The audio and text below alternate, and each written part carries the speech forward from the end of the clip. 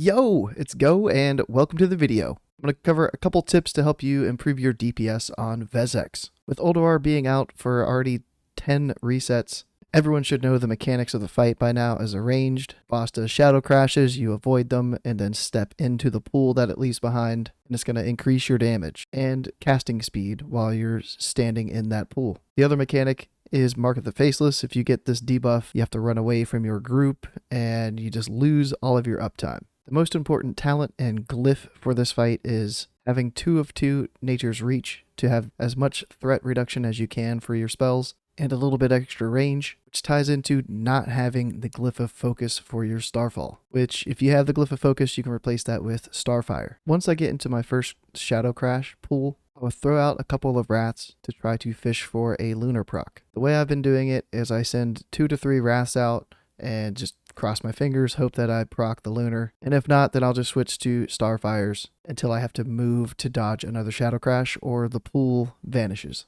There's a couple ways you can handle your dots. If you've got the 4-piece tier 8 set, you can keep Insect Swarm up and then use Moonfire if you have to move to avoid a Shadow Crash or Mark of the Faceless. And hopefully that Insect Swarm will give you a Starfire proc, and that'll be available to use right as you're leaving that pool. Best case scenario, you get 0 Mark of the Faceless and you get every other Shadow Crash pool. So once you get into the pool, you have enough time to go through an entire Lunar phase. Also remember to pop your Treants in phase 1. As long as you pop it early, right at the start of the fight, you'll be able to have them up for the second burn phase. I didn't use them in phase 1 or phase 2 on this attempt, so I'll be trying to make sure that I do that next week. Biggest thing about phase 1 is it ends at 5% on the logs, which is about 1.5 million HP. And the time between the boss reaching 5% and the Animus spawning is all removed. So the faster you get the boss to 5%, the faster you have a little break in the DPS that's going to count. You can chill, let your ICDs come off cooldown,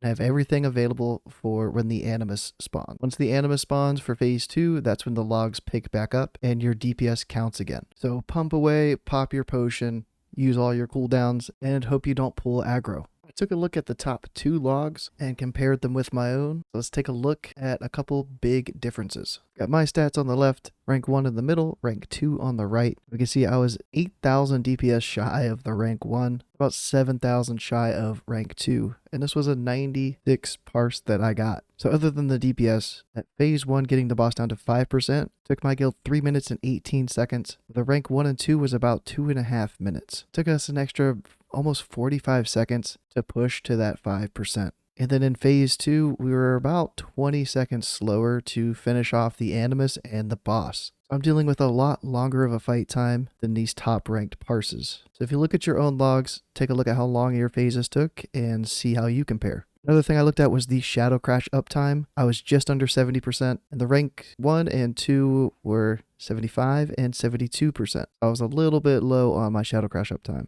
I got 2 Mark of the Faceless, one in phase 1, one in phase 2. The first one I got didn't matter too much because it was the very first one that came out, so threat wasn't too established yet on the boss anyways. My second one came during the Animus phase. When I had popped my potion, I had some cooldowns running, and that really hurt. Rank 1 didn't have any, rank 2 only had 1. So for the casts, I was throwing out those Wraths, trying to proc that Lunar, sometimes throwing some Wraths out if I procced a Solar. The rank 2 was also following Eclipses. The rank 1 was really just popping those Starfires off. And just to take a look really quick, they had 110 Starfires on only 24 Wrath casts. And you can see that we're proccing their Solar Eclipses, but chose to just keep pumping those Starfires out. And the last thing I checked was the average demonic pack buff that each of us got. Ours was around 450 overall. The rank 1 had a 525 average. Rank 2 had a 500 average. So we were 50 to 75 spell power lower on average than these higher ranks. The rank 2s, even though they had that slightly lower average of about 500 overall, during their lust they had a 560 spell power demonic pact. A bit lower of an average than that rank 1, but they had the big snapshot where it mattered. You could be bringing a dark rune,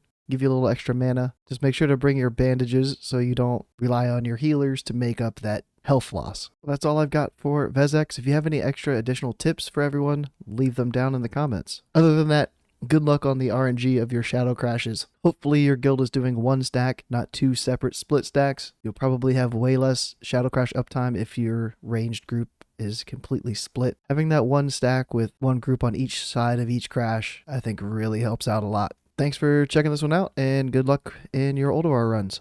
I would high five him. Let's see if it works. It did not work. Fuck.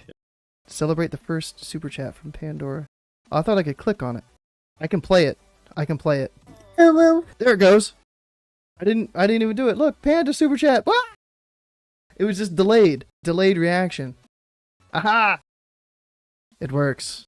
Oh! Yeah! No! The distraction Panda! Panda! How could you? You're up.